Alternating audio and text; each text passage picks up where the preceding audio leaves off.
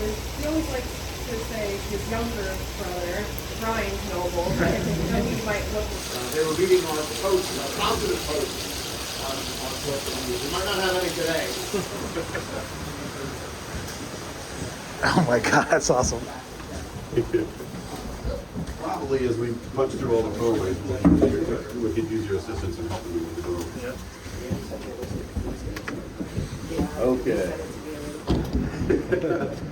But as you ride the ride, you've been on it over and over and over again, your eyes start to wander and look for new things. So all this excess detail is designed that you see something different every time you come in. That maybe it was always there, but you hadn't noticed it. That's the bad part. If it's not enough to look at, you get kind of bored. Caught him. The local radio DJ was asked to voice this welcomer, and I guess the first time he did the voice through it, welcome, and it was sort of pleasing and friendly, and it sounded nice, and he did a great job. But they're like, no, that's not what we're looking for. We need kind of like ominous and terrorizing sort of kind of a guy. One of the sticks are connected to his head, so as that weird cam, that little wheel spins around, it moves his head and his arms. So they're, they're not really bad fighters, they're just front persons. But in the dark, you will wide open, massive high organ. Even the organ itself is a cabinet. This came from a roller skating rink in Knoebels, Pennsylvania. And we actually have one or two more trusses. We can actually get bigger if we wanted to. But when we started building this, it was it was the end of 1972, and we had just got through the 1972 flood. And at one point we thought we were building a skating rink here because the skating rink was in such dire shape. Yeah, it worked out pretty well. Ended up deciding to go with the dark ride, and Dick says, I think we made the right decision. ABCs, there were many places it's a store, so to speak, that you could order from.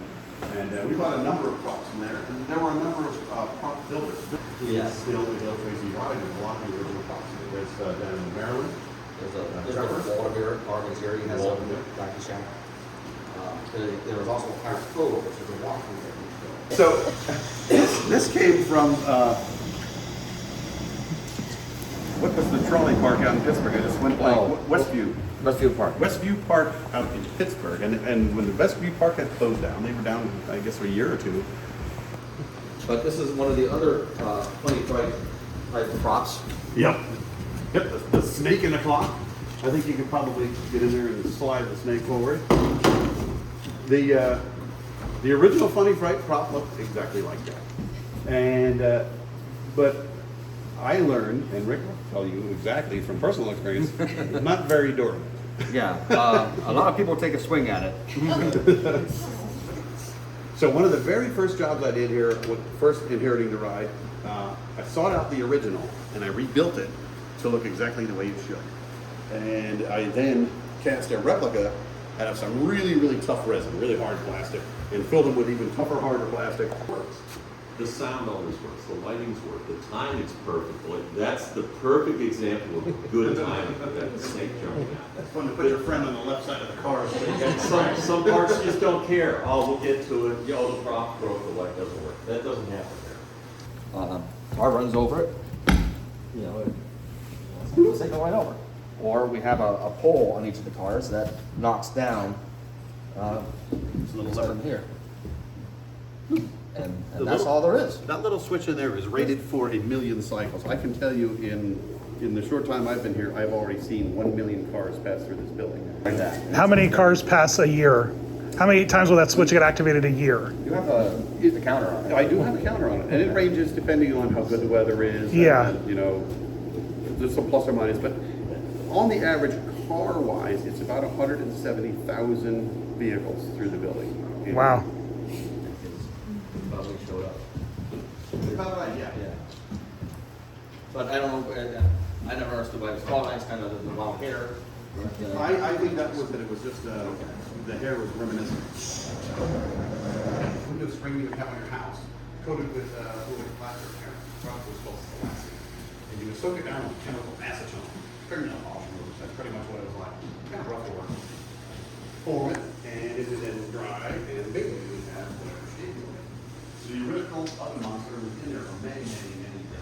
target, even for carousel rings that they should not have taken. New row rocks and Pepsi bottles. And someone made this thing, and he went and he got that prize, and he said, well, that's going to become the eyeball. So the very first thing I did when I made the new prop was remove the original eyeball and build the new prop around the eyeball.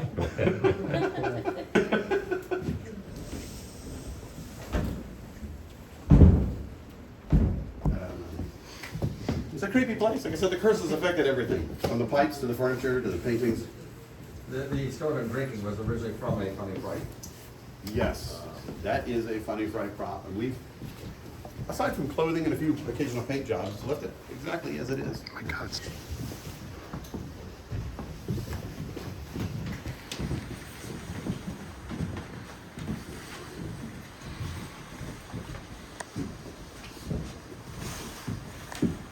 How many people have written this right? You remember that this was our original skull room, right? Mm-hmm. And now if you've ridden the ride, you know that there's the skull room. Who remembers it before it was a skull room? Anybody here wrote it before, you know that? I barely remember it, but I remember it. This was the optic room originally. And actually, the track would go back and forth. You can see how this is around here like this a little bit. Right here. Yeah. If you follow my flashlight, you can see the impression that the old track had made. Yeah. Thank you, Lenny. People would rock the cars as they went around the curve and occasionally knock it over, and so we made it straight. We had, initially, there was those migraine-inducing posters from the 70s. Like fuzzy posters. Yeah, exactly. And they were wallpapered all the way around with that, and we played music from A Clockwork Orange. I think it was a strobe light in here, there were black lights in Strobe here. light, yep. Dave told me he one time had to come in here because there were a number of guests in here having a party. All right! Holy service. This is where it was the warmest room in the building. And we would bring in all the paints, and this is where we would paint a lot of the different things around the park. And we paint like park benches. Carousel horses. Carousel horses were painted in here. So this was this was our paint shop. So we now have, every haunted house has to have a secret entrance, right? So behind the fireplace is a shop. In the past, if we wanted to serve a car and do any service work on it, we had to pull the car off and then to work in this room or on the front porch. Now we can work in here. And you're welcome to go all the way in and then turn around. And you go all the way in and turn around. Let the history museum. Oh, wow. Sneak through the crowd. One of the best ideas. Behind it. I asked about that. You mean the blood canals? Yes. It's coming around the curve in the little dungeon. Exactly. That gave me nightmares when I was a kid. For some reason, it stuck with me every time. Very scary little prop. A lot of Did you put Billy Wilbur up there? yeah. Okay. So there are a number of things. The original story is on the black signboard over there, and it's basic wording. If you go to the Daffy website, you'll see they've got that story spelled out over several pages, and they bring interest to all the different attractions and different rooms in there. And everything cohesive and makes sense. And that was now, for talking to Dick Right. 20 years ago. He knew everything, yes. Still does. At one time, we would have an operator or so inside to serve as a monitor to make sure that everything was safe and everyone was behaving. Or if there was a problem, they would be there to help right away. But now, thanks to technology, we're able to use camera monitoring, and what that does is it allows our operators to be outside, not in the dark, not having to worry about the car coming by. They were in the dungeon. They were a background scene in the dungeon. Some of the victims that were, I would say, afflicted by the curse and awaiting either sentencing or experimentation.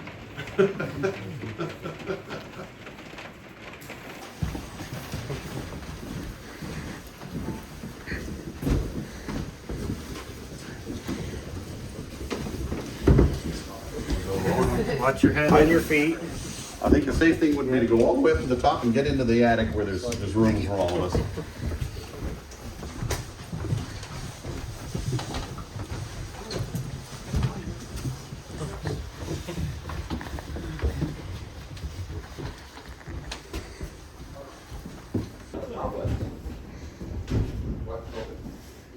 Yes.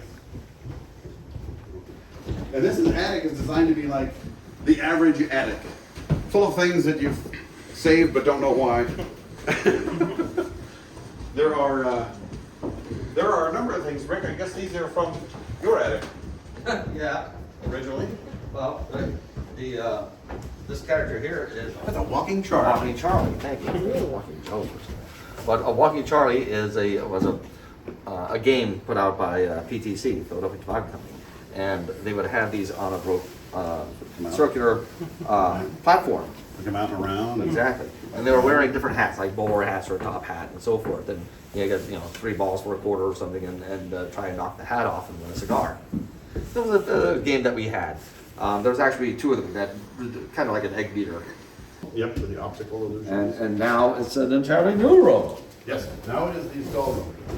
Those little ramps that you drive over, they're on purpose. You really feel that. It's not only the loudness of the scare or the sound, but now you also feel it right up through the car. It delivers that much more of a startle. So we heard from many people yesterday about how big this room was. With the mirrors on all 4 walls reflecting into infinity, you can take a picture and probably count about 15 of your own self in here. Do good. The original room only had mirrors on the left and right side, and a few ahead of it. We added mirrors in the back wall, and we added 2 mechanisms on opposite walls. So now the effect is actually deeper and broader than it was before. Rick, you know where this came from? The barrel? I don't know exactly its location. Dick told me that he acquired this. These are steel hoops set on a set of rollers.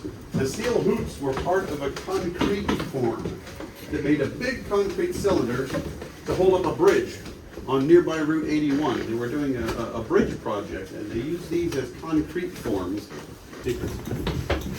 These skulls are such, everyone has a different expression. They all kind of look at you with different.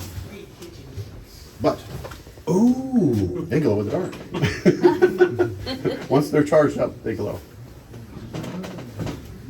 I think there's about 320 in here. Wow.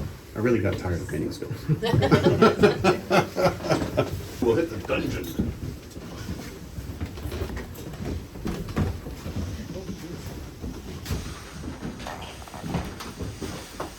We did an overhaul to the dungeon 4 years ago. Think about that. It had a number of overhauls. It's not my Right. No, this has been changed many times. But there's, for the most of my history knowledge, there's been a cell here that had someone or something interred inside. Is that Elvis in the corner? That is, I'm not sure. That's the jailer, we call him. Yeah. Oh, okay. He's been around in other parts of the dungeon. Oh, okay. At one time, he was tugging on the arm of a damsel in distress over here who was trying to escape. There are small little details in some of the scenery I built in. He'll have a twisted sense of humor. Yeah, we've got the guy in the electric chair here trying to get rid of the curse any way we can. We theorize that there's a mad scientist lurking about here somewhere doing all this experimenting and treatment. And, I had learned that apparently cockroaches are the only thing that'll survive a nuclear blast. I know they're pretty tough. So right next to the electric chair are 2 small wire leads, and we're actually doing experiments on a cockroach to see if it can survive the electrocution that the victim of. We got the power a little high there, though. You can see we burnt right through the clothing on that guy. The character on top, by the way, is Ojasmo. Yep. So, instead of Cosmo, we also have Codsmo. Crowsmo. Crowsmo, and this is Ojasmo. Yep. The banging here, we talked about how simple some of the illusions are. When you come around, you'll see that there's a motor in there. And the motor has just a big wooden wheel with 3 teeth on it. And as the teeth lift the door, one door in turn lifts the other door, and makes this thing just jump up and down. So that's the one on the end, getting the infusion over there. The guy over here in the sauna, and of course the person in the chair, they were originally in the jail cell when I did the remodel over there. And I thought, well, I want to mix things up, stir them around, put them places. And I thought, well, maybe this mad scientist is concocting any kind of solution he can to get rid of the curse. So that's why this guy is in, I think the water's a little hot on him. It literally rummaged through dusty corners of our park here and found scraps of pipe and valves and gauges and just ramshackle glued things together and created a scene that was really pretty simple and quick. But again, it speaks to the ride's history that we don't have things overly complicated, but they still do the job of creating the theme.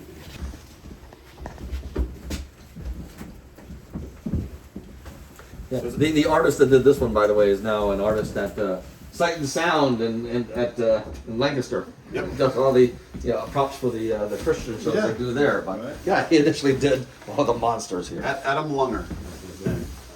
Did really wonderful work. It's cool. There's a tale that there's a little mythical beast, and it's actually, you can find this in literature.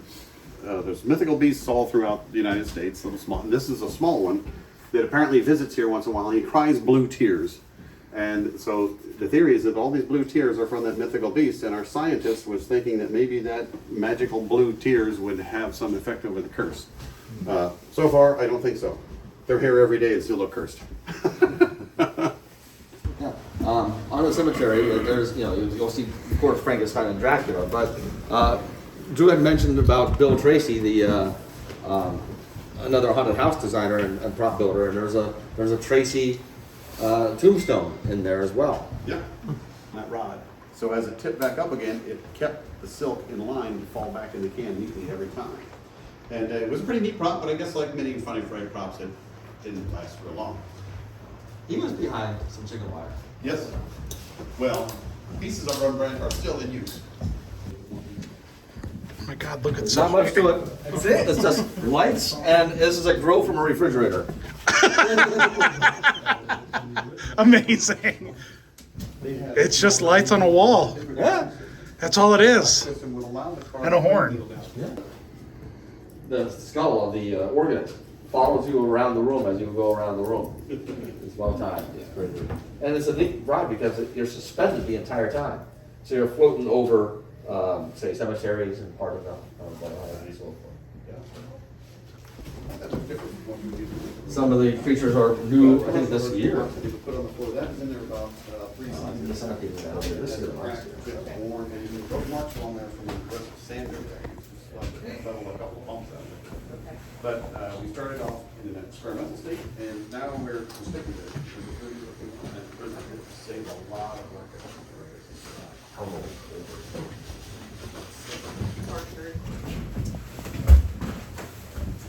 There's a lot of Kennywood Park in here. Some of these creatures are directly from Kennywood's mill ride that they had. They had a jungle-themed mill ride at one time, and when they were remodeling, I guess we had the opportunity to acquire some pieces. So the little dinosaur bird from the jungle, I call it a bird because it reminds me of a little fledgling bird, but it's a dinosaur. The tiger that's over there. There's a snake on the left as you go through, and there's a monkey hanging in the tree. Those articles were directly from Kennywood.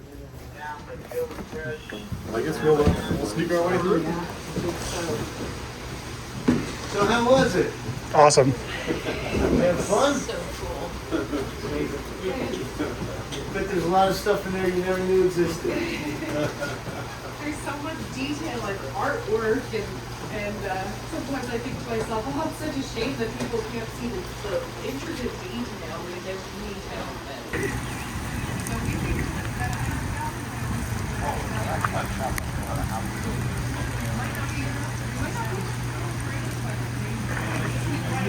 So